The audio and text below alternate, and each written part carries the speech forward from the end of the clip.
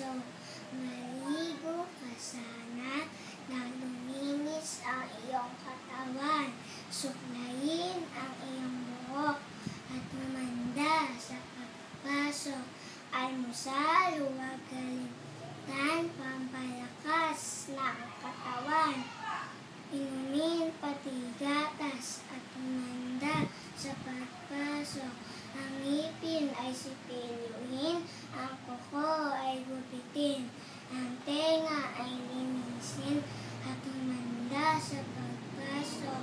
Ang medyas ay suotin, ang banyo ay lipitin, ang damit ay ayusin at humanda sa pagpasok.